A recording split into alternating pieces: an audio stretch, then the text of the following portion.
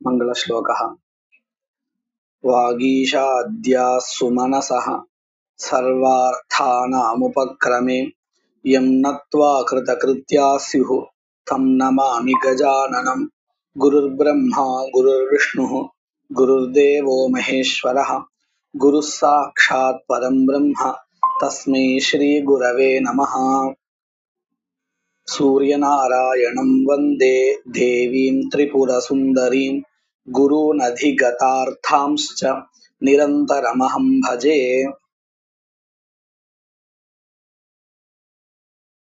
தானி அங்கானி த்விவிதானி அப்படின்னு ஆரம்பிச்சு படிச்சோம். அங்கங்கள் ரெண்டு வகையா இருக்கின்றன.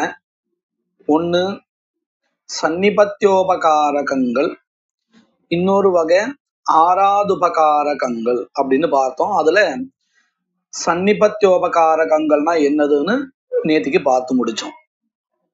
இப்போ ஆராதுபகாரக விஷயத்துல விசாரமானது ஆரம்பிக்கிறது. ஆத்ம சமவேத அபூர்வ ஜனகானி ஆராதுபகாரகானி.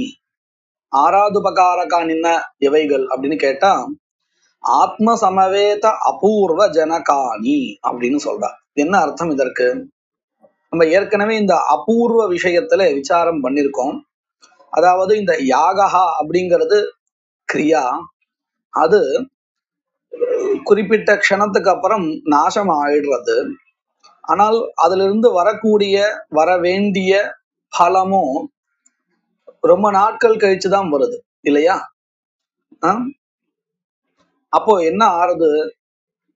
இந்த யாகஹா, இப்போ நாசமான யாகஹா பின்னால வரக்கூடியதான பலனுக்கு எப்படி காரணமாகிறது அப்படின்னு கேள்வி கேட்டு, இந்த யாகத்துக்கும் பலத்திற்கும் நடுவுல வியாபாரமாக அபூர்வம் அப்படிங்கிற ஒரு பதார்த்தத்தை கல்பிச்சோம். அதிருஷ்டம்னு சொல்லலாம், அதை நாம புண்ணியம்னு சொல்லலாம், எப்படி வேணா இருக்கலாம். இந்த அபூர்வமானது எங்கே உண்டாகிறது அப்படின்னு கேட்டால், யாரு இந்த கர்மாவை பண்றானோ, உதாரணமாக ஸ்வர்க்கத்தை உத்தேசிச்சு தர்ஷபூர்ண மாசத்தை யாரு பண்றானோ அந்த கர்த்தாவினுடைய ஆத்மாவில், அந்த கர்த்தாதான் ஆத்மா, அந்த ஆத்மாவுல இந்த அதிருஷ்டமானது உண்டாகிறது. ஏன் அப்படின்னா, காரியம் காரணம் ரெண்டும் ஒரு அதிகரணத்துல இருக்கணும். காரியம் வேற எங்கேயோ உண்டாக போறது, காரணம் வேற எங்கேயோ உண்டாக போறதுன்னு இருக்கவே இருக்காது. உதாரணத்துக்கு ஒரு கடகா உற்பத்தி ஆகுதுன்னு வச்சுப்போம்.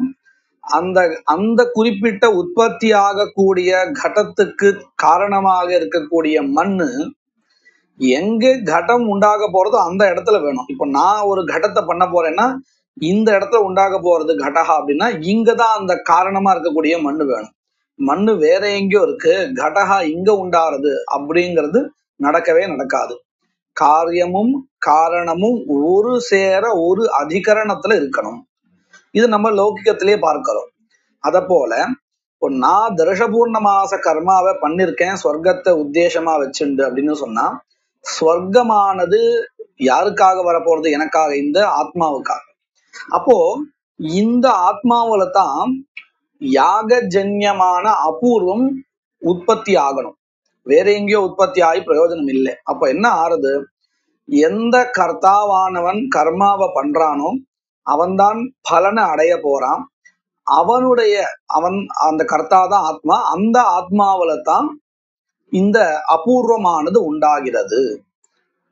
யாகஜன்யமான அபூர்வம் பலத்தை உண்டு பண்ணும்னு சொன்னோமே, அந்த அபூர்வம் எங்க இருக்கும்? அந்த கர்மாவை அனுஷ்டிக்க கூடியதான கர்த்தாவினுடைய ஆத்மாவில இருக்கும். இது நமக்கு இப்ப புரிஞ்சிருக்கும். அதே மாதிரி தர்ஷபூர்ண மாச கர்மாவினுடைய அங்கங்கள் இருக்கே, பிரயாஜம் முதலிய அங்கங்கள், இந்த அங்கங்கள் அனுஷ்டிக்கப்பட்ட பிறகு அதிலிருந்து உற்பத்தி அபூர்வம் வருமே, அந்த உற்பத்தி அபூர்வமானது எங்க போய் இருக்கும் அப்படின்னு கேட்டா, இந்த உற்பத்தி அபூர்வங்கள்லாம் என்ன உபகாரம் பண்ணும்? பிரதான ஜன்ய உற்பத்தி அபூர்வத்துக்கு உபகாரம் பண்ணும். பிரதான ஜன்ய உற்பத்தி அபூர்வம் எங்க இருக்க போறது கர்த்தாவுடைய ஆத்மாவில.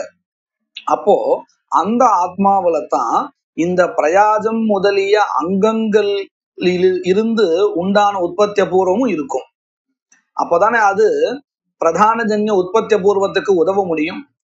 அப்ப என்ன ஆறுதுன்னு கேட்டால், எந்த கர்மாவினுடைய அங்கங்கள் அதிலிருந்து வரக்கூடியதான உற்பத்திய பூர்வமானது எங்க போய் இருக்கும், பிரதானத்திலிருந்து வரக்கூடியதான பிரதான ஜன்ய உற்பத்தி பூர்வம் எங்க இருக்குமோ கர்த்தாவுடைய ஆத்மாவில, அங்கதான் இதுவும் உண்டாகும். அப்போ அதனுடைய லட்சணம் எப்படி சொல்லி தராங்க அப்படின்னு கேட்டா, அந்த ஆத்ம சமவேத அபூர்வ ஜனகானி, இந்த அங்கங்கள் இருந்து வரக்கூடிய உற்பத்திய பூர்வம் என்ன பண்ண போறது, பிரதான ஜன்யமாக இருக்கக்கூடியதான பலத்தை உண்டு பண்ணக்கூடியதான பரமாபூர்வம் எங்க உண்டாகிறதோ அங்க உபகாரம் பண்றது.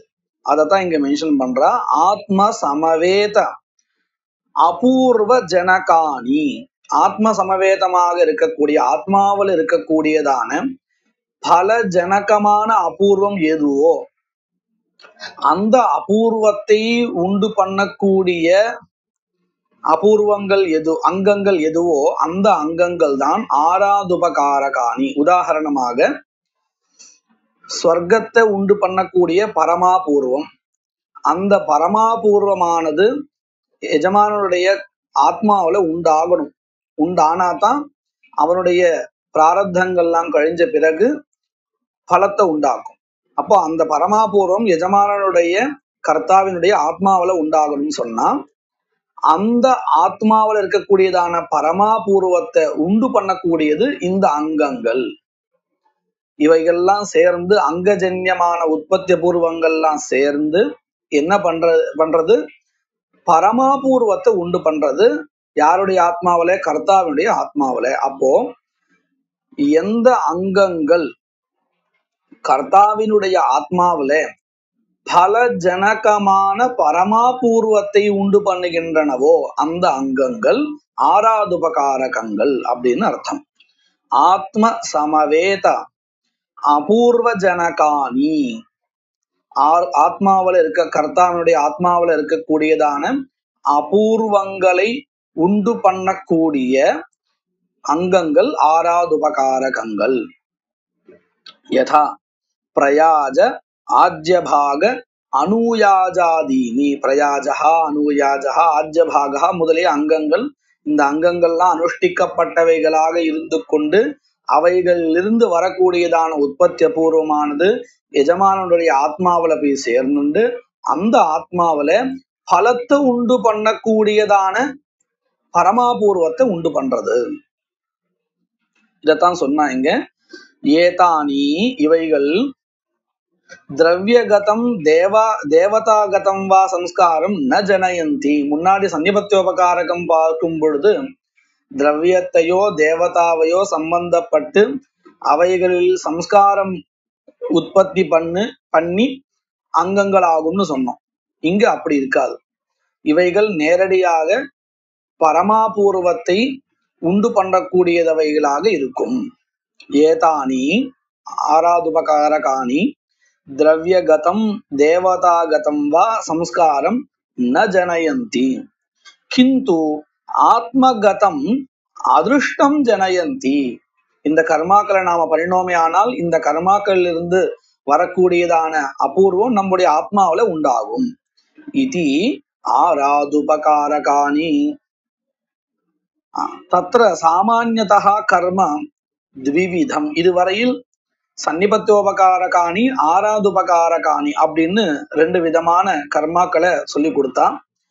இப்போ அர்த்த கர்ம குணகர்ம அப்படிங்கிறதான விபாகம் பண்றா. தத்ர சாமான்யதா கர்ம த்விவிதம் அர்த்த கர்ம குணகர்ம சேதி. தத்ர ஆத்மகத அபூர்வ ஜனகம் கர்ம அர்த்த கர்ம. ஆத்மாவில அபூர்வத்தை உண்டு பண்ணக்கூடிய கர்ம அர்த்த கர்மா. யதா அக்னிஹோத்திர தர்ஷபூர்ணமாச பிரயாஜாதிகம். இப்ப நம்ம பார்த்தோம் இல்லையா, வரிசையா பிரயாஜா ஆகட்டும், அக்னிஹோத்திரம் ஆகட்டும், தர்ஷபூர்ணம் ஆகட்டும், இவை எல்லாமே என்ன பண்ணும், இவைகளை நாம அனுஷ்டிச்சோமே ஆனால் அவைகளிலிருந்து வரக்கூடிய அபூர்வம் நம்ம ஆத்மாவில உண்டாகும். அடுத்தது குணகர்மா சம்ஸ்கார ஜனகம். இந்த குணகர்மா அப்படிங்கிறது என்ன அப்படின்னு கேட்டா மேற்கொண்டு சொல்ல போறா. தச்ச த்விவிதம் அப்படின்னு. எப்படி? உபயுக்த சம்ஸ்காரகம் உபயோக்ஷமான சம்ஸ்காரகம் சேதி. குணகர்மவானது ரெண்டு வகையா இருக்கு. இந்த அர்த்த கர்மா அப்படிங்கிறது புதுசா ஒரு விபாகம் இல்லை, இப்படியும் ஒரு பார்வையில நம்ம பார்த்துட்டு இருக்கோம். அவ்வளவுதான். ஆறாவது உபகாரகம்ங்கிறதும் அர்த்த கர்மாங்கிறதும் வித்தியாசப்படாது, ரெண்டும் ஒண்ணுதான். ரெண்டுமே ஆஹ் அந்த கர்மாக்கள் ஒண்ணுதான். அதை பார்க்கின்ற அந்த பார்வையை வச்சுட்டு நாம இந்த பேர் கொடுக்கிறோம். அடுத்தது குணகர்ம சம்ஸ்கார ஜனகம்னு பார்த்தோம். தச்ச த்விவிதம் உபயுக்த சம்ஸ்காரகம் உபயோக்ஷமான சம்ஸ்காரகம் சேதி. இந்த பதங்கள் பார்த்தாலே நமக்கு ஓரளவுக்கு புரிய வரும். உபயுக்த உபயோக்ஷமான என்ன அர்த்தம் தெரிகிறது? உபயுக்தம்னா என்னது? ஏற்கனவே உபயோகப்பட்ட ஒன்றிற்கு செய்கின்ற சம்ஸ்காரகா. உபயோக்ஷமான சம்ஸ்காரகான்னு இதன் பிறகுதான் அது பயன்பட போறது, அதற்கு நாம பண்ற ஒரு சம்ஸ்காரகா உபயோக்ஷமான சம்ஸ்காரகா. தத்ர உபயுக்த சம்ஸ்காரகம் பிரதிபத்தி கர்மா. இந்த உபயுக்த சம்ஸ்காரத்தை நம்ம பிரதிபத்தி கர்மான்னு சொல்றோம். அப்படின்னா என்னது உபயுக்தம்னா? அதுக்கு விளக்கம் கொடுக்கிறான். உபயுக்தஸ்ய ஆகீரணகரஸ்ய திரவியஸ்ய விஹித தேசே பிரக்ஷேபா பிரதிபத்திஹி இதி லக்ஷணாத். நாம ஒரு திரவியத்தை உபயோகம் பண்ணிட்டோம், பண்ணி மீதி இருக்கக்கூடியதான அந்த பொருள் நமக்கு இடைஞ்சலா இருக்கும், அந்த இடத்துல நமக்கு ஒரு தேவையற்ற வஸ்துவா இருக்கும். அப்படி இருக்கக்கூடியதை உபயுக்தமா இருக்கக்கூடியது அதே சமயத்துல மீதி இருந்து கொண்டு ஆகீரணம். ஆகீரணம்னா என்னது? நமக்கு ஒரு இடைஞ்சலை ஏற்படுத்தக்கூடிய ஒரு தேவையற்ற பொருளாக இருக்கக்கூடியது ஆகீரணகரமா இருக்கு. அப்பேற்பட்ட திரவியத்தை இஷ்டத்துக்கு தூக்கி போடாத விஹித தேசே பிரக்ஷேபகா, எந்த இடத்துல வைக்கணும்னு சொல்லப்பட்டு இருக்கோ அந்த இடத்துல வைத்தல், அதுதான் அதற்கு பிரதிபத்தி கர்மா அப்படின்னு சொல்லப்படுறது. யதா இடாபக்ஷண கிருஷ்ண விஷாண பிராசன சதுரவத்த ஹோமாதிகம். 3 உதாரணம் காமிச்சிருக்கா. முதல்ல இடாபக்ஷணம், கிருஷ்ண விஷாண பிராசனம், சதுரவத்த ஹோமாதிகம் அப்படின்னு 3 உதாரணம். இதுல இந்த இடாபக்ஷணம்னா என்னது? புரோடாச திரவியமான ஒரு கர்மாவை எடுத்துப்போம். அந்த கர்மா பண்ணி முடிச்சதுக்கு அப்புறம் அந்த ஹவிஸ்னுடைய சேஷம் இருக்கும், அதை வைக்கக்கூடிய அந்த பாத்திரத்துக்கு இடா பாத்திரம்னு பேர். அந்த இடா பாத்திரத்துல திரவியம் இருக்கு. இதன் பேர் இந்த பாத்திரத்துல இருக்கக்கூடிய திரவியம் இருக்கே, இது ஹோமத்தை இதுக்கு முன்னாடி பண்ணின கர்மாவில உபயோகப்படுத்தப்பட்ட திரவியம் இது. இதன் பிறகு இங்க இதற்கு வேலை இல்லை. அப்போ இது இப்ப எப்படி இருக்கு? ஆகீரணமா இருக்கு. அதாவது இடத்தை அடைச்சுண்டு இருக்குன்னு சொல்றோம் இல்லையா, இடைஞ்சலா இருக்குன்னு, அப்படி ஒரு நிலையில இது இருக்கு. இதற்கு இந்த மிச்சம் இருக்கக்கூடிய சேஷத்துக்கு பக்ஷணம் விதிக்கப்பட்டிருக்கு. அதைத்தான் நம்ம இடாபக்ஷணம்னு சொல்லிட்டு இருக்கோம். இடாபக்ஷணம்னா இடா பாத்திர பக்ஷணம் இல்லை, இடாபாத்திரத்துல இருக்கக்கூடிய இந்த ஹவிஸ் சேஷம் இருக்கே அதனுடைய பக்ஷணம். சரி, இப்போ இந்த பக்ஷணம் அப்படிங்கிறது என்ன பண்றது அப்படின்னா, உபயுக்தமான அந்த ஹவிஹி இருக்கு இல்லையா திரவியம், அதற்கு இது பிரதிபத்தி கர்மாவா இருக்கு. அந்த ஆகீர்ண கரத்தை இது நிவர்த்தி பண்ணி கொடுக்கறது. அப்படின்னு என்ன அர்த்தம்? பக்ஷணம் பண்ணியாச்சுன்னா அந்த திரவியம் காலி ஆயிடும். அப்போ அந்த இடத்துல இது ஒரு ஆகீரணமா இருந்ததே அது இப்போ நிவர்த்தி ஆயிடுச்சு இல்லையா? அதுதான் இடாபக்ஷணம். இப்போ இடாபக்ஷணங்கிற கர்மாவானது எப்படி இருக்கு? பிரதிபத்தி கர்மாவா இருக்கு. அதைத்தான் இங்க சொல்லியிருக்கான். இடாபக்ஷண ஒரு உதாரணம். அடுத்தது கிருஷ்ண விஷாணா அப்படின்னு இருக்கு இல்லையா? கிருஷ்ண விஷாணா அப்படின்னா மானினுடைய அந்த கொம்பு. தீக்ஷா ஆனதுக்கு அப்புறம் அந்த கர்த்தாவிற்கு கொஞ்சம் கண்டூயனம் வந்ததுன்னு சொன்னால், அரிப்பு ஏற்பட்டால் நம்ம அந்த கொம்ப வச்சுட்டுதான் சொரிஞ்சுக்கணும்னு இருக்கு. அது எது வரையில ஒரு குறிப்பிட்ட காலம் வரையில அது வச்சுக்கணும்னு இருக்கு. அதாவது நீதாசு தட்சிணாசு சாத்வாலே கிருஷ்ண விஷானாம் பிரயச்சதின்னு இந்த பிரயோக வாக்கியம். அதை வச்சுன்னு பார்த்தா நமக்கு என்ன தெரிகிறது, இந்த தட்சிணா காலம் முடிஞ்சதுக்கு அப்புறம் அந்த கிருஷ்ண விஷானாவே சாத்வாலம்ங்கிற ஒரு இடம், அதாவது இந்த தேவையற்ற வஸ்துக்களை போடுறதுக்குன்னு ஒரு வேதியில இருக்கக்கூடிய, வேதிக்கு பகில இருக்க, வேதிக்கு கொஞ்சம் பகித்துல இருக்கக்கூடியதான ஒரு இடம், அதுல இந்த கிருஷ்ண விஷானாவை போட்டுடணும் அப்படின்னு இருக்கு. அப்படி போட்டதுக்கு அப்புறம் மறுபடியும் கண்டுயனம் வந்தால் கையை வச்சுண்டோ யதா சௌகரியம் பண்ண வேண்டியது. ஆனா அது இருக்கிற வரையில அந்த கிருஷ்ண விஷானத்தை வச்சுட்டு தான் பண்ணணும்னு நமக்கு பிரயோகத்துல இருக்கு. இதுதான் அந்த கிருஷ்ண விஷானா. இப்ப பாருங்க, அந்த குறிப்பிட்ட காலம் வரையில அந்த கிருஷ்ண விஷானா நமக்கு பயன்பட்டது. அதன் பிறகு அது நமக்கு இடைஞ்சலா இருக்கு, அதாவது அந்த இடத்துல தேவையற்ற வஸ்துவா இருக்கு. அதற்கு ஒரு இடத்துல பிரதிபத்தி என்னது, அந்த சாத்வாலத்துல போடுறது. அந்த பிரக்ஷேபகா தான் அதுக்கு பிரதிபத்தி. உபயுக்தமான அந்த திரவியத்திற்கு சாத்வாலங்கிற அந்த இடத்துல பிரக்ஷேபம் பண்றோமே, தூக்கி போடுறோம் இல்லையா, அதுதான் பிரதிபத்தி. இது ரெண்டாவது உதாரணம். மூணாவது சதுரவத்த ஹோமாதிகம். இது நம்ம ஸ்மார்த்தத்திலே பார்ப்போம். இந்த அவதானம் பண்றோம், திரவிய அவதானம் பண்றோம் இல்லையா, அதுதான் அவத்த திரவியம்னு பேரு. அந்த அவதானம் பண்றோமே, இப்போ அது உபயுக்தமான திரவியமா ஆயிடுச்சு. அவதானம் பண்ணதுக்கு அப்புறம் அது உபயுக்தமானது ஆயிடுச்சு. இப்படி உபயுக்தமான அந்த திரவியத்தை நாம இதன் பிறகு அதை வச்சுட்டு பிரயோஜனம் இல்லை, அது உபயுக்தம் ஆயிடுத்து. அதனால என்ன பண்றோம், பிரக்ஷேபா, அக்னோ பிரக்ஷேபா. அக்னோ பிரக்ஷேபத்தை தான் நம்ம ஹோமஹான்னு சொல்லிட்டு இருக்கோம், ஹோமத்தை பண்ணிடுறோம்.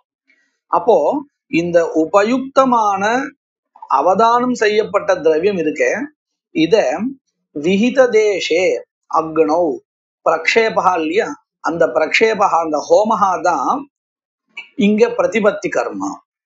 அப்போ இந்த மூன்று இடத்துலயும் இடாபக்ஷணத்துல பக்ஷணம் பிரதிபத்தி கர்ம, கிருஷ்ண விஷானா பிராசனத்துல அந்த பிராசனம் பிரதிபத்தி கர்ம, சதுரவத்த ஜுஹோதிங்கிற இடத்துல அவதானம் செய்யப்பட்ட உபயுக்தமான அந்த திரவியத்துக்கு ஹோமஹா, ஹோமஹான்னு சொன்னா அக்னோ பிரக்ஷேபா, அதுதான் பிரதிபத்தி கர்மா அப்படின்னு மூணு உதாரணம் தெரிகிறது. இந்த மூன்று இடத்திலுமே உபயுக்தமான திரவியத்திற்கு ஒரு பிரதிபத்தி கர்மா சொல்லப்பட்டிருக்கு அப்படிங்கிறதாக நமக்கு இதுல தெரிகிறது. இப்போ இதுல ஒரு சின்ன சம்சயம், என்ன கேள்வி அப்படின்னு கேட்டா, நனு இடாபக்ஷணஸ்ய பிரதான யாக உபயுக்த ஆகீர்ணகர புரோடாச திரவிய பிரக்ஷேபாத்மகத்வாத் பிரதிபத்தித்வம் யுக்தம், ஹோமஸ்ய து யாகோபயுக்த திரவிய சம்ஸ்காரத்வ அபாவாத் கதம் பிரதிபத்தித்வம், ஹோமஸ்ய யாக சமானகாலீனத்வேன ஹோம சம்ஸ்காரியஸ்ய சதுரவத்தாதேஹே உபயுக்தத்வ அபாவாத் இதி சேத். என்ன கேள்வின்னு பார்க்கலாம். இந்த இடாபக்ஷணம் சொன்னோமே, அந்த இடத்துல இந்த இடாபக்ஷணம் அப்படிங்கிற கர்மா பிரதிபத்தி கர்மான்னு நம்மளால ஒத்துக்கொள்ள முடிகிறது. ஏன் அப்படின்னு கேட்டா, இந்த இடாபக்ஷணம் பண்றதுக்கு முன்னாடி புரோடாச திரவியத்தை வச்சுண்டு நாம கர்மாவை, யாகத்தை பண்ணிட்டோம். அப்போ இந்த புரோடாசங்கிற திரவியமானது கர்மாவில உபயுக்தமா இருக்குங்கிறதுல நமக்கு சந்தேகமே இல்லை. அப்படி உபயோகப்படுத்தப்பட்ட அந்த திரவியத்திற்கு இடாபக்ஷணம் பிரதிபத்தி கர்மான்னு சொல்றோம். இது ஏற்றுக்கொள்ளத்தக்கதா இருக்கு, அததான் முதல்ல சொல்லியிருக்கா. நனு இடாபக்ஷணஸ்ய பிரதிபத்தித்வம் யுக்தம் அப்படிங்கிறதுல அன்வயா. இடாபக்ஷணஸ்ய பிரதிபத்தித்வம் யுக்தம், இடாபக்ஷணமானது பிரதிபத்தி கர்மா அப்படிங்கறது ஒத்துக்கொள்ள முடிகிறது. ஆனா சதுர்வத்த ஹோமஹா இருக்கே, அது உபயுக்த சம்ஸ்காரம்னு ஒத்துக்க முடியாது அப்படிங்கிறதாக சொல்ல போறான். நனு இடாபக்ஷணஸ்ய பிரதான யாகோபயுக்த, பிரதான யாகத்துல உபயுக்தமான திரவியம் புரோடாச திரவியம். அதனால உபயுக்த ஆகீர்ணகர, ஆகீர்ணகரமா இருக்கக்கூடிய அந்த இடத்துல இடைஞ்சலாக இருக்கக்கூடிய புரோடாச திரவியத்தினுடைய பிரக்ஷேபாத்மகத்துவாத், பிரக்ஷேபகான்னு எனது வாயுக்குள்ளர் போடுறது, இப்படியாக இருப்பதனால அதற்கு என்ன ஒத்துக்கொள்ள முடியாது? பிரதிபத்தித்துவம் ஒத்துக்கொள்ள முடிகிறது இடாபக்ஷணத்துக்கு. ஆனால் ஹோமஸ்ய தூ, ஹோமத்திற்கோ, அதாவது சதுர்வத்தஞ்சுஹோதிங்கிற இடத்துல சொல்லப்பட்ட ஹோமத்திற்கோ யாகோபயுக்த திரவிய சம்ஸ்காரத்வாபாவாத், இன்னும் அவதானம் பண்ற சமயத்தை அந்த திரவியமானது இன்னும் யாகத்துல உபயோகப்படுத்தப்படலை. இனிமேதான் அது உபயோகப்படவே போறது. இப்போதைக்கு அவதானம் தான் பண்ணிருக்கோம். இன்னும் அதை வச்சுண்டு பிரதான கர்மாவை பண்ணிடலை. இப்படித்தானே ஸ்மார்த்தத்திலையும் நம்ம பார்த்துட்டு இருக்கோம். ஹோமஸ்யது யாகோபயுக்த திரவிய சம்ஸ்காரத்துவ அபாவாத் கதம் பிரதிபத்தித்துவம், எப்படி பிரதிபத்தித்துவம் வரும் ஹோமத்திற்கு? ஏன்னா இந்த திரவியம் இன்னும் உபயோகப்படுத்தவே இல்லையே அப்படின்னு.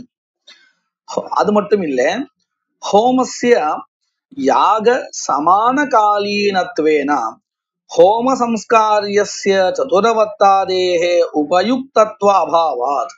இந்த ஹோமத்தையும் நாம் எப்ப பண்றோம் அப்படின்னு கேட்டா, அங்க ஒரு நிர்தேசம் பண்ணி அன்னையே ஜுஷ்டம்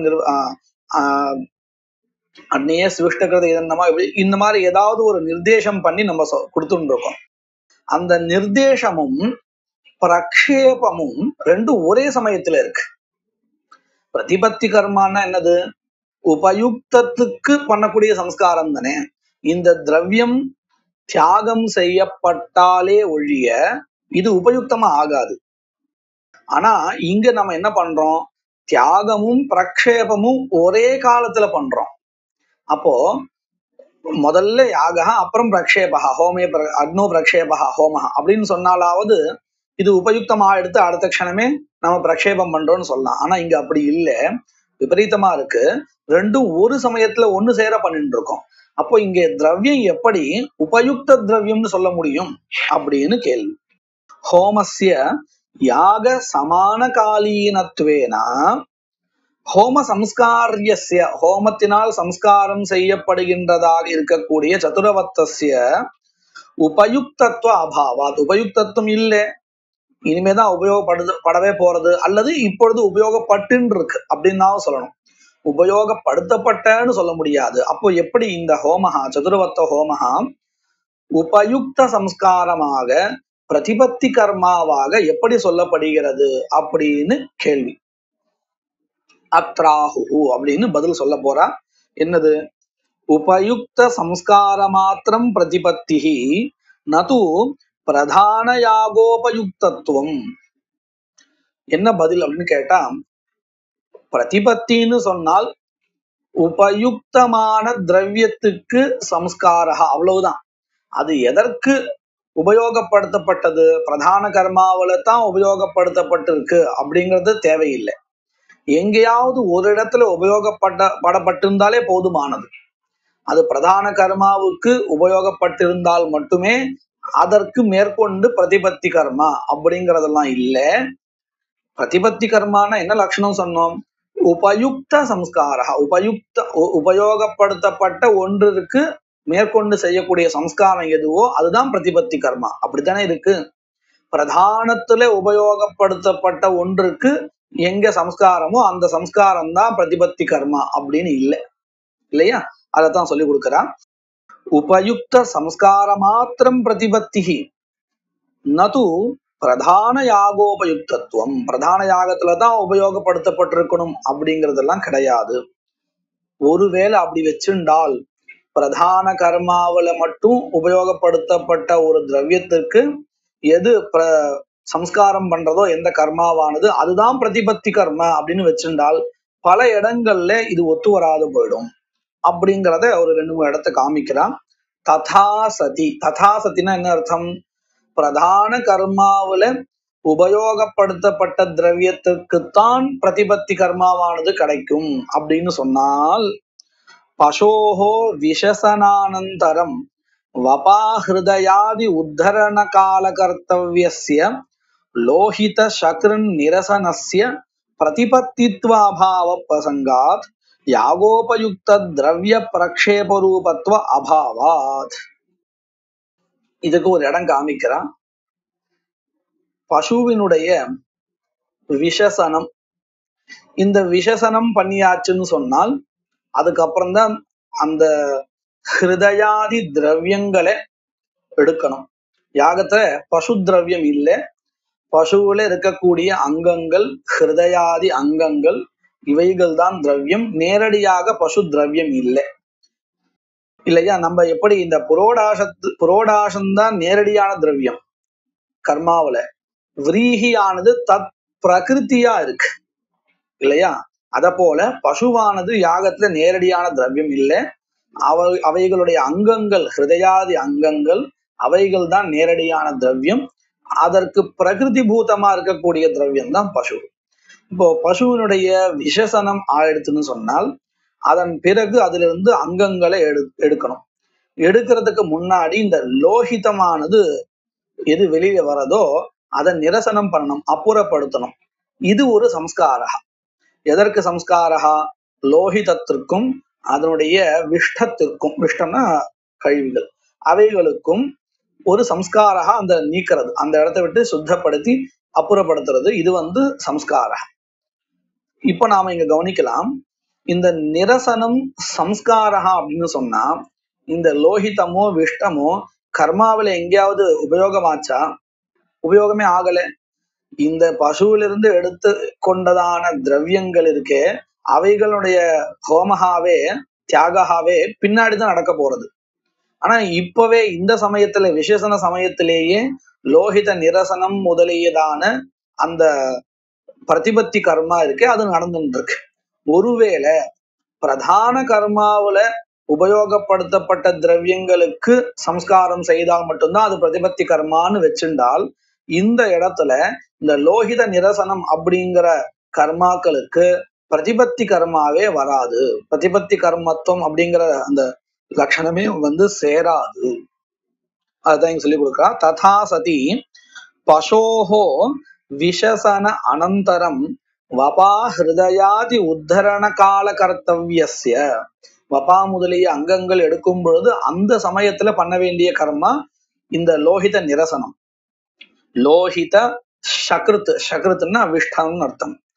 லோகித சக்ருன் நிரசனஸ்ய பிரதிபத்தித்துவ அபாவ பிரசங்கா. பிரதிபத்தித்துவம் இல்லைன்னு ஆயிடும். ஆனா அப்படி இல்லை, பிரதிபத்தித்துவம் ஒத்துக்கொள்ளப்பட்டுள்ளது. ஏன் அது வராது போயிடும் அப்படின்னு கேட்டா, இந்த லோகிதமோ இல்ல சக்ருத்தோ யாகோபயுக்தமா இல்லை. அப்போ அதனுடைய நிரசனம் எப்படி பிரதிபத்தி கர்மாவாகும்? ஆகாது போயிடும். யாகோபயுக்த திரவிய பிரக்ஷேப ரூபத்துவ அபாவாத். எவைகளுக்கு? லோகிதத்துக்கும் சக்ருத்துக்கும். ஒரு விஷயம். ததா கிருஷ்ண விஷாணா பிராசனஸ்யாபி பிரதிபத்தித்துவம் ந ஸ்யாத். ஏன்? யாகாங்கபூத கண்டூயன உபயுக்தத்வே அப்படி யாகோபயுக்தத்வ அபாவாத். முன்னாடி நம்ம பார்த்தோம், இந்த கிருஷ்ண விஷானாம் பிராஸ்யதி அப்படிங்கிற அந்த பிராசனம் இருக்கே, சாத்வால தேசே பிரக்ஷேபா, அது கிருஷ்ண விஷானாயாக பிரதிபத்தி கர்மான்னு பார்த்தோம். அது கிடைக்காத போயிடும். ஏன் அப்படின்னு கேட்டா, இந்த கிருஷ்ண விஷானா இருக்கே, இது யாகாங்கமா இருக்கக்கூடிய கர்த்தாவுக்கு உபயோகப்பட்டதே தவிர்த்து யாகத்துல உபயோகப்படல, ஒரு திரவியமா ஆகல. எப்படி ததியோ ஆஜ்யமோ அல்லது அன்னமோ இவைகள்லாம் புரோடாசமோ எப்படி யாகத்துல ஒரு திரவியமா இருக்கோ, அத போல இது திரவியம் இல்லை, யாகத்துல உபயோகப்படல. நீங்க சொன்னபடி ஒருவேளை இப்படி எடுத்துட்டால் யாகத்துல உபயோகப்படுத்தப்பட்ட திரவியத்துக்குத்தான் சம்ஸ்காரம் பண்ணால் அது பிரதிபத்தி கர்மா அப்படின்னு சொல்லுவோமே. ஆனால் இந்த கிருஷ்ண விஷானா பிராசனம் இருக்கே, அதற்கும் பிரதிபத்தி கர்மா அப்படிங்கிற பெயர் வராத போயிடும். ஆனால் அப்படி இல்லை, இதுவும் ஒத்துக்கொள்ளப்பட்டிருக்கு. இந்த கிருஷ்ண விஷானா பிராசனம் பிரதிபத்தி கர்மா அப்படிங்கிறது ஒத்துக்கொள்ளப்பட்ட ஒரு விஷயம்.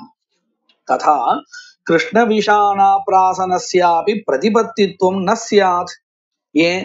யாகாங்கபூத கண்டூயன உபயுக்தத்வே அப்படி. யாகாங்கபூதன்னு சொன்னா யாகாங்கமா இருக்கக்கூடிய கர்த்தாவுக்கு ஏற்படக்கூடிய கண்டூயனத்துக்கு இது உபகாரமா இருக்கு, அதாவது கண்டூயனத்தை போக்குறது. அப்படி இருந்தாலும் கூட யாகோபயுக்தத்வாபாவாத், யாகத்துல இது நேரடியா உபயோகப்படல. அத்தா எத்திர குவச்சன உபயோக மாத்திரம் விவக்ஷதம். அதனால என்ன தெரிகிறது? எத்திர குவச்சன, எத்திர குவாபி, எங்கேயாவது ஒரு இடத்துல உபயோகப்பட்டிருந்தால் போதுமானது. பிரதான கர்மாவில தான் உபயோகப்படுத்தப்பட்டிருக்க வேண்டும் அப்படிங்கிறது கிடையாது. அத்தः எத்திர குவச்சன உபயோக மாத்திரம் விவக்ஷிதம், எத்திர குவச்சித் உபயோகஸ்து அத்ராபி அஸ்தி. எங்கேயாவது ஒரு இடத்துல உபயோகப்பட்டிருந்தா போதும் அப்படின்னு சொன்னா அது இங்கேயும் இருக்கு. எப்படி? வபா இங்கேயும் இருக்குங்கிறதுல முதல்ல இந்த லோகித நிரசனம் இருக்கு இல்லையா, அந்த இடத்த காமிக்கிறாங்க. வபா ஹிருதயாதி உத்தரணேன உபயுக்தஸ்ய பசோஹோ சம்பந்தினஹ சக்ருத் லோஹிதஸ்ய ஆகீரணகரஸ்ய பிரதிபத்தி அபேக்ஷத்வாத். இந்த வபா ஹிருதயம் முதலிய அங்கங்கள் தான் கர்மாவுல உபயோகப்பட போறது. அவைகளை வெளிக்கொண்டு வரணும் இல்லையா, அதற்கு உபயோகமா இருக்கக்கூடியது பசுவனுடைய விசேஷனம். அதற்கு சம்பந்தப்பட்டது லோஹிதமோ சக்ருதோ, அது இல்லாம வரவே வராது. அப்படி இந்த அங்கங்களை சம்பாதிக்கின்றதான ஒரு கிரியையில உபயோகமா இருக்கு இந்த லோஹிதம் சக்ருத். அப்பேற்பட்ட அவைகளுக்கு அங்கங்கள் எடுத்தது பிறகு அது ஆகீர்ணகரமா ஆயிடுது, அந்த இடத்த தேவையற்றதா இருக்கு. வபா ஹிருதயாதி உத்தரணேன உபயுக்தஸ்ய பசோஹோ சம்பந்தினஹ சக்ருத் லோஹிதஸ்ய ஆகீரணகரஸ்ய பிரதிபத்தியபேக்ஷத்வாத். பிரதிபத்தி அபேக்ஷா இருக்கு. அதனால இந்த இடத்துல இந்த நிரசனம், அதாவது அந்த இடத்துல இருந்து அதை நீக்கிறது, இந்த தூரக்க கொண்டு போறது இருக்கு இல்லையா, சுத்தப்படுத்துறது, அதுதான் அங்க பிரதிபத்தி கர்மா. ஏவம் யதா கதஞ்சித் உபயோகா ஹோமஸ்தலேபி அஸ்தி. அதாவது அவதான ஸ்தலத்தையும் கூட பிரதான கர்மாவில அந்த திரவியம் இன்னும் உபயோகம் ஆகலைன்னாலும் கூட அவதானம்ங்கிற ஒரு கர்மாவில அது உபயோகமா இருக்கா இல்லையா, அதுவே போதுமானது. அதை வச்சுண்டு உபயுக்த திரவியமா அது ஆயிடுறது. அப்படி உபயுக்த திரவியமாக இருக்கக்கூடிய அந்த புரோடாசத்திற்கு அல்லது வேற ஏதோ ஒரு திரவியம் அங்க என்ன விதிக்கப்பட்டிருக்கோ அந்த திரவியத்துக்கு ஹோமஹா பிரதிபத்தி கர்மாவாக ஆகிறது. ததாஹி, இப்பேற்பட்ட பிரதிபத்தி கர்மாவானது 3 விதமா இருக்கு. பிரதிபத்தி த்ரிவிதா. இந்த பிரதிபத்திவானது 3 விதமா இருக்கு. எப்படிக்கு? பிரதான உத்தர காலா, பிரதான கர்மாவிற்கு அடுத்ததாக கடைசியில பண்ணக்கூடியது. எப்படி நம்ம இந்த இடாபக்ஷணங்கள்லாம் பார்த்தோம், அதெல்லாம் பிரதானத்துக்கு அப்புறம் பண்ண வேண்டியதா இருக்கு. பிரதான சமகாலா, அதையும் நம்ம பார்த்தோம், இந்த சதுரவத்தஞ்சு ஹோதிங்கிற இடத்துல பார்த்தோம். பிரதான பூர்வ காலா, இப்படியும் சிலது இருக்கு. பிரதானமே இன்னும் பண்ணி முடிக்கல, அதற்கு முன்னாடியே அதற்கு பிரதிபத்தி லோஹித நிரசதி கூட வச்சுக்கலாம். தத்ர ஆத்யா, முதல் பிரதிபத்தி ஸ்திரிவிதான் சொன்னதுக்கு அப்புறம் பிரதான உத்தர காலம் சொன்னா இல்லையா, அதுதான் இங்க ஆத்யா. அதற்கு உதாரணம் தத்ர ஆத்யா இடாபக்ஷணாதிகா. இடாபக்ஷணம் அந்த மாதிரி இருக்கு, பிரதானத்துக்கு அப்புறம் பண்ண வேண்டிய கர்மாவா பிரதிபத்தி கர்மாவா அது இருக்கு. த்விதீயா, அதாவது பிரதான சமகாலா, அது என்னது? ஹோமாதிகா சதுரவத்தஞ்சு ஹோதின்னு நம்ம சொன்னோம் இல்லையா, அது இங்கன்னு இல்லை, பல இடங்கள்ல நம்ம அப்படிதான் பண்ணிட்டு இருக்கோம். எல்லா இடத்துலயும் இதன்னமா தியாகம் பண்ணிட்டு உடனே ஹோமத்துல பிரக்ஷேபம் பண்றோம் இல்லையா. இன்னும் சொல்ல போனா பிரக்ஷேபம் பண்ணிட்டே தியாகத்தையும் சொல்லிட்டு இருக்கோம். சமகாலமா இருக்கு. ததாஹி தர்ஷபூர்ணமாச பிரகரணே ஸ்ரூயதே சகிருத் உபஸ்திருணாதி. இந்த சதுர்வத்த விஷயத்துல நம்ம இவ்வளவு நேரம் பார்த்துட்டே இருந்தோம். 4 அவதானம் பண்ணிட்டு ஹோமஹான்னு அதனுடைய விளக்கம் கொடுக்க போறான். தர்ஷபூர்ணமாச பிரகரணே ஸ்ரூயதே. தர்ஷபூர்ணமாசத்துல இப்படி சொல்லப்படுகிறது. என்னது? சகிருத் உபஸ்திருணாதி திபிர் ஹவிஷா அவத்யதி. முதல்ல உபஸ்தரணம், நெய் அந்த கரண்டில ஒரு தடவை விட்டுப்போம் இல்லையா, அது உபஸ்திரணம். அதனுடைய பிரயோஜனம் என்னதுன்னு கேட்டா, இந்த ஹவிஹி ஒட்டாம வேணும், அதுதான் அதனுடைய திருஷ்ட பிரயோஜனம். சகிருத் உபஸ்திருணாதி த்விஹி ஹவிஷா அவத்யதி. 2 முறை ஹவிஷா, ஹவிசிலிருந்து அவதானம் செஞ்சுக்கணும். சகிருத் அபிகாரயதி, ஒரு தடவை மேல அபிகாரம் பண்ணிக்கணும். இப்படி 2 சேர்த்தால் சதுரவத்தஞ்சு ஹோதின்னு ஆயிடும். தத்த சதுரவத்த வாக்கியே ஹோமானுவாதேன சதுரவத்த திரவியம் தத் சாதனத்வேன ந விதீயதே ஹோமஸ்ய அப்ராப்தத்வேன அனுவாத அசம்பவாத். அதாவது இந்த இடத்துல ஹோமத்தை உத்தேசிச்சு, அதாவது தத்னா ஜுஹோத்தின்னு நம்ம பார்த்தோம் இல்லையா, அங்க நம்ம கவனிச்சோம்னா ஹோமோத்தேசேன ததி திரவியம் விதீயதே அப்படின்னு நம்ம சொல்லிட்டு இருக்கோம் இல்லையா. ஆனா இங்க அந்த மாதிரி இல்லை. அதாவது ஹோமோத்தேசேன சதுரவத்த திரவியமானது விதிக்கப்படுறது சாதனமாக அப்படிங்கிறது இல்லை. சதுரவத்தமான திரவியத்தை உத்தேசிச்சு ஹோமஹா விதிக்கப்படுறது அப்படிங்கறத நல்லா புரிஞ்சுக்கணும். தத்னா ஜுஹோத்தியும் இதுவும் ரெண்டும் ஒண்ணு இல்லை. தத்ர சதுரவத்த வாக்கே ஹோமானுவாதேன சதுரவத்த திரவியம் தத் சாதனத்வேன ந விதீயதே. ஏன்? ஹோமஸ்ய அப்ராப்தத்வாத் அனுவாத அசம்பவாத். எந்த இடத்துல கர்மாவானது ஏற்கனவே வேற பிரமாணத்தினால கிடைக்க பெற்றதோ அங்கதான் நம்ம அனுவாதகான்னு சொல்ல முடியும். இங்க இந்த சதுர்வத்த ஹோமஹா இருக்கே, இந்த ஹோமத்தை சொல்றதுக்கு வேற பிரமாணம் முன்னாடியே இல்லை. இப்போ இந்த வாக்கியம்தான் ஹோமத்தை விதிக்கிறது. அப்போ இங்க அனுவாதம் பண்ண முடியாது. புதுசா இங்கதான் ஹோமஹா விதிக்கப்படுறது. எப்படி? விரீஹீன் புரோக்ஷதி அப்படிங்கிற இடத்துல விரீகிய உத்தேசிச்சு புரோக்ஷணம் அப்படிங்கிற கர்மாவானது விதிக்கப்படுறதோ அத போல சதுரவத்த திரவியத்தை உத்தேசிச்சு இந்த இடத்துல ஹோமஹா விதிக்கப்படுறது. தத்னாஜுஹோதிங்கிற மாதிரி இல்லை. ஹோமத்தை உத்தேசிச்சு ததி திரவியமா எப்படி விதிக்கப்பட்டதோ அத போல இங்க இல்லை. நச்ச யதாஜ்ஞேய வாக்கியாத் ஹோம பிராப்தி தத் வாக்கியஸ்ய யாக விதாயகத்வாத். இப்போ ஒரு சின்ன விசாரம் பண்றான். இந்த சதுரவத்தஞ்சுஹோதிங்கிற வாக்கியத்துலதான் இந்த அவத்த ஹோமஹா விதிக்கப்படுறது அப்படின்னு சொல்றேலே, இதற்கு முன்னாடியே வேற பிரமாணத்தால கிடைச்சதுன்னு சொல்ல முடியுமே, எப்படி அப்படின்னு கேட்டா, யதா ஆக்ஞேயோ அஷ்டாகபா இந்த வாக்கியமானது இந்த சதுரவத்த ஹோமத்தை விதிக்கிறதுன்னு சொல்லுங்களேன் அப்படின்னு கேட்டா முடியாது. ஏன்னா அந்த வாக்கியம் யாகத்தை தான் விதிக்கிறது. நச்ச யதாஜ்ஞேய வாக்கியாத் ஹோம பிராப்தி. ஏன் அதுல இருந்து கிடைக்காது அப்படின்னு கேட்டா, தத் வாக்கியஸ்ய யதாஜ்ஞேய வாக்கியஸ்ய யாக விதாயகத்வாத். இதுவோ ஹோமஹா, ஹோமஹா வேறு யாகஹா வேறு. அதனால யாகம் விதிக்கக்கூடிய வாக்கியத்தினால ஹோமத்தை விதிக்க முடியாது. அடுத்த கேள்வி கேட்கிறா, ரெண்டும் ஒண்ணுதானே? நச்ச யாக ஹோமயோஹோ அபேதஹா இது வாச்சியம். யாகஹாவும் ஹோமஹாவும் ரெண்டும் ஒண்ணுதான், ரெண்டுத்துக்கும் பேதம் இல்லை அப்படின்னு சொல்லக்கூடாது. ஏன்? பேதம் இருக்கு. யாகஹான்னா என்னது? தேவதோத்தேசேன திரவிய தியாகஸ்ய யாக சப்தார்த்தத்வாத். தேவதையை உத்தேசிச்சு திரவியத்தை விடுதல், இதுதான் யாகஹா. ஹோமஹா அப்படி இல்லை. அதுல இன்னொரு ஒரு பதார்த்தம் அதிகப்படியா சேரும். இப்படி தியாகம் செய்யப்பட்ட ஒரு பொருளை விஹித தேசத்துல இந்த இடத்துல வைக்கணும்னு வேற இடத்துல எங்க விதிக்கப்பட்டிருக்கோ அந்த இடத்துல பிரக்ஷேபம் செய்யறது தான் ஹோமஹா. அப்ப என்ன தெரிகிறது? யாகஹா வேறு, ஹோமஹா வேறு. யாகஹாங்கிறது எவ்வளவு அர்த்தம் கொண்டிருக்கு? தேவதையை உத்தேசிச்சு திரவிய தியாகம் பண்றது, அதோட யாகஹா முடிஞ்சிடுறது. அதனாலதான் எல்லா இடத்துலயும் ஹோமஹாங்கிறதெல்லாம் கிடையாது. சில இடத்துல தியாகம் பண்ணிட்டு அப்படியே விட்டுட வேண்டியதுதான். அந்த மாதிரி சில கர்மாக்கள் உண்டு. ஏன்னா அங்க ஹோமம் பிரக்ஷேபகா சொல்லப்படல.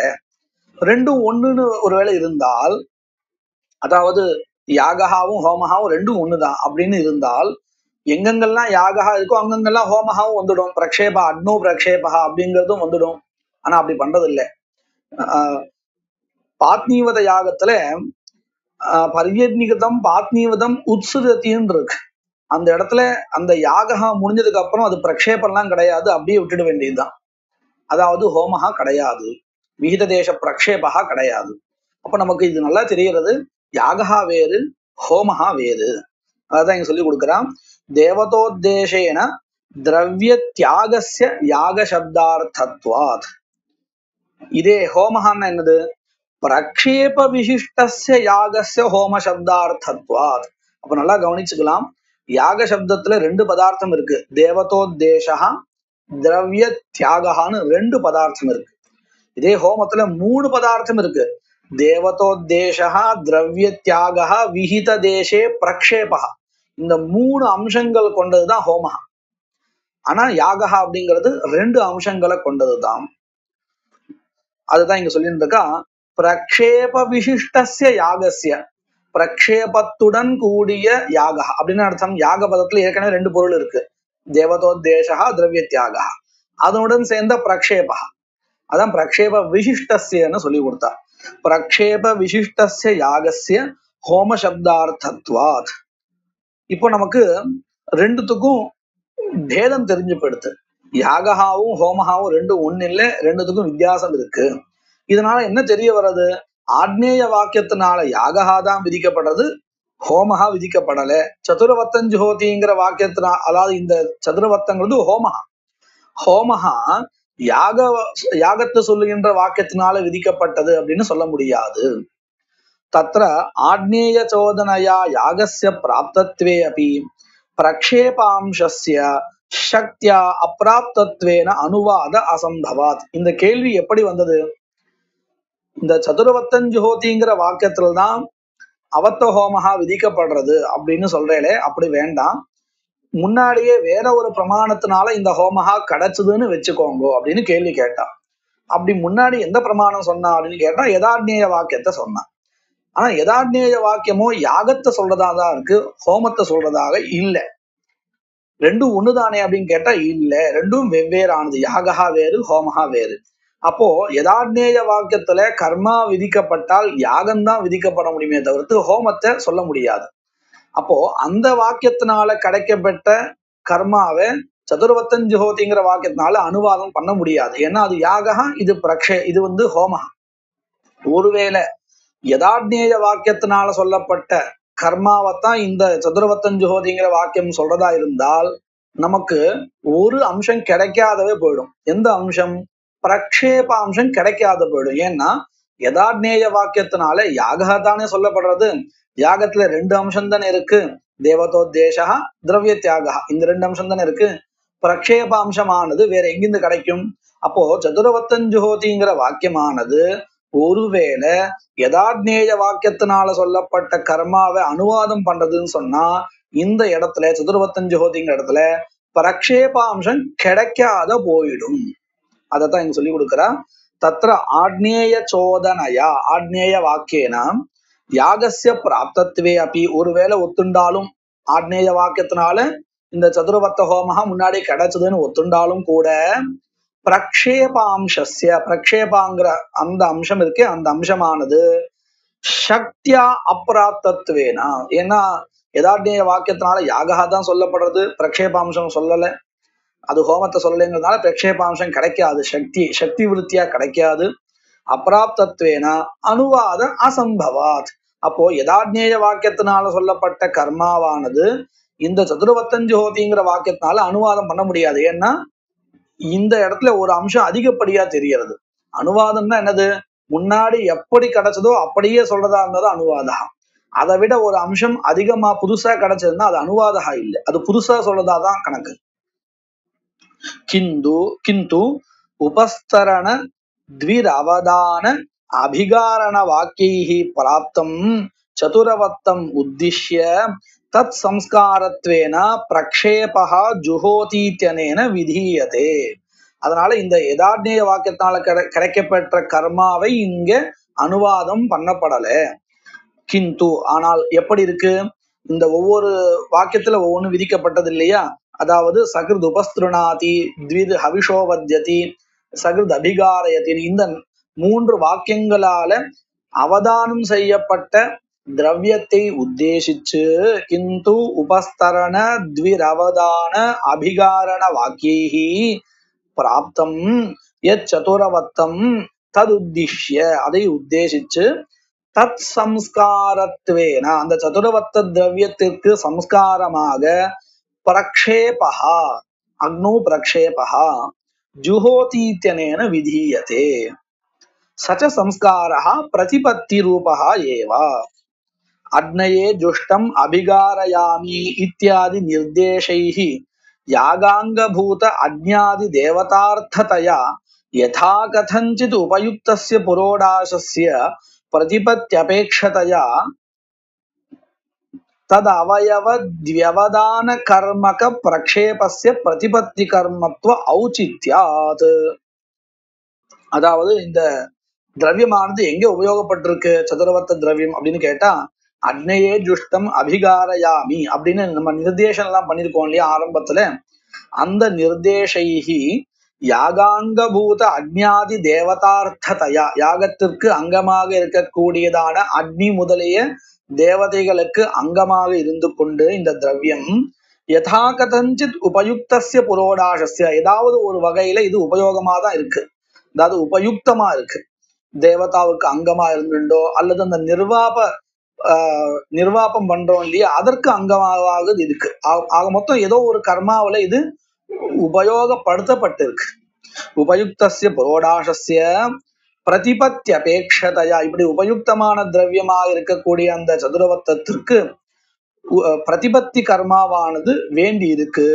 பிரதிபத்தி அபேட்சதையா தத்வியவதான கர்மக பிரக்ஷேபஸ்ய தது அவயவ, அதாவது மொத்த ஹவிஸ் இருக்கு இல்லையா அதுல ஒரு அவயவம், ஒரு பாகம், தியவதான பாகம், அது அது அந்த அந்த தியவதான கர்மக பிரக்ஷேபஸ்ய, தியவதான ரெண்டு அவதானம் பண்ணின அந்த திரவியம் இருக்கே அதை கர்மாவாக கொண்டது இந்த பிரக்ஷேபா அப்படின்னு அர்த்தம். அதற்கு சம்ஸ்காரமாக இருக்கு இந்த பிரக்ஷேபா.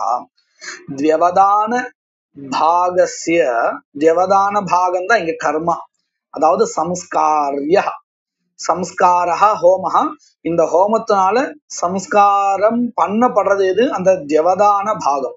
மொத்த ஹவிசும் நிர்வாபத்திற்கோ அல்லது அந்நேஜுஷ்ட நிர்வபாமிங்க இந்த நிர்வாபம் முதலிய கர்மாக்கள்ல உபயோகம் ஆயிருக்கு அந்த மொத்த திரவியம். அதிலிருந்து தியவதானமான திரவியம் கொஞ்சோண்டு, அந்த தியவதானம் தான் இப்போ கர்மாவாக ஆகிறது, அதாவது சம்ஸ்காரியம் ஆகிறது. சம்ஸ்காரஹ ஹோமஹா, அந்த ஹோமத்தினால சம்ஸ்காரம் பண்ணப்படுறது எதுவும் அதற்கு சம்ஸ்காரியம் அப்படின்னு பேரு. உபநயன சம்ஸ்காரஹான்னு சொன்னா உபநயனம் அப்படிங்கிறது சம்ஸ்காரஹ. அதனால எந்த வட்டுவானவன் உபநயனம் செய்து கொள்கிறானோ அவன் சம்ஸ்காரிய. அத போல இங்க அந்த தியவதானம் இருக்கு இல்லையா, ரெண்டு அவதானம் செய்யப்பட்ட திரவியம் அது சம்ஸ்காரியம் கர்ம. தியவதான கர்மக பிரக்ஷேபஸ்ய பிரதிபத்தி கர்மத்துவ ஔச்சித்யா. அதனால என்ன தெரிகிறது, இந்த பிரக்ஷேபா இருக்கே அவத்த ஹோமஹா இது பிரதிபத்தி கர்மா அப்படிங்கிறது முடிவாகிறது. அதாவது பிரதான கர்மாவில தான் உபயோகப்படுத்தப்பட்டிருக்கணும் திரவியம், அதற்குத்தான் பிரதிபத்தி கர்மா அப்படிங்கிறது கிடையாது. அப்போ இது என்ன தெரிகிறது அப்படின்னு கேட்டால் பிரதான சமகாலமா தெரிகிறது. சச்ச சம்ஸ்காரஹா பிரதான சமகாலஹா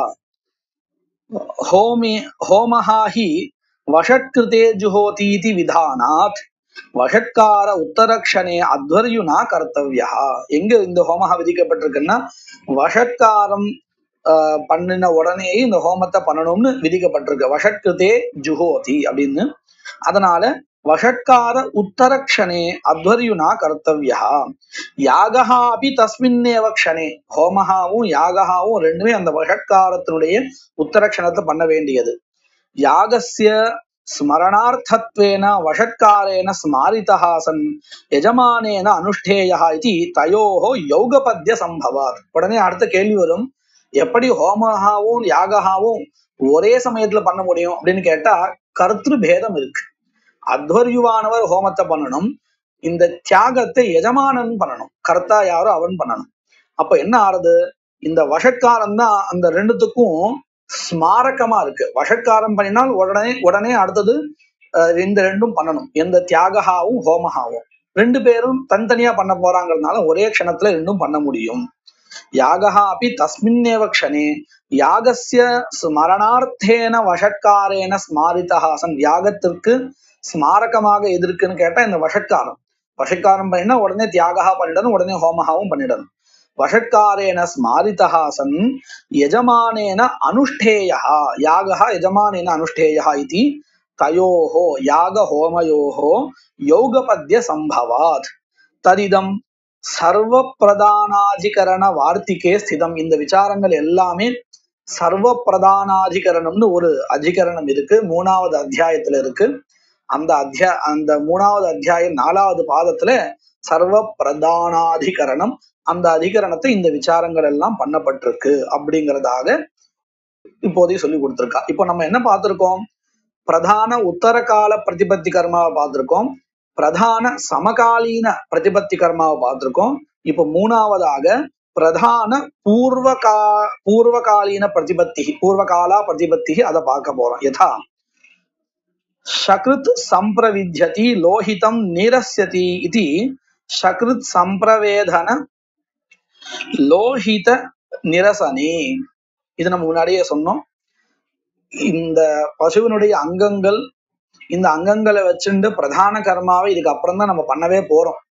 ஆனா அதுக்கு முன்னாடியே இந்த லோகித நிரசனம் இதெல்லாம் பிரதிபத்தி கர்மாவா இருக்கு. அதனால என்ன தெரியறதுன்னு சொன்னா பிரதான பூர்வகால பிரதிபத்தியும் இருக்கு அப்படிங்கிறது தெரியறது. இதமபி பசௌ அனாலம்பாத்து லோஹித சகிருதோஹோ அகர்மத்வம் இத்தியதிகரணே.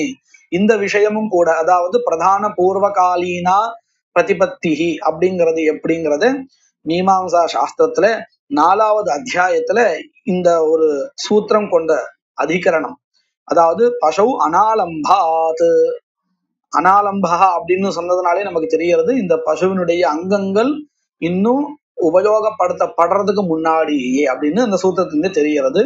லோஹித சக்ருதோஹோ அகர்மத்துவம் அப்படிங்கிற இந்த சூத்திரம் எந்த அதிகரணத்துல இருக்கோ அந்த அதிகரணத்துல இந்த விஷயங்கள்லாம் நிரூபிச்சிருக்கா அப்படிங்கிறதாக இந்த 3 விதமான பிரதிபத்தி கர்மா, பிரதான உத்தரகாலீனா, பிரதான சமகாலீனா, பிரதான பூர்வகாலீனா அப்படிங்கிறதான 3 விதமான பிரதிபத்தி கர்மாக்களும் இங்கே நிரூபிச்சிருக்கா.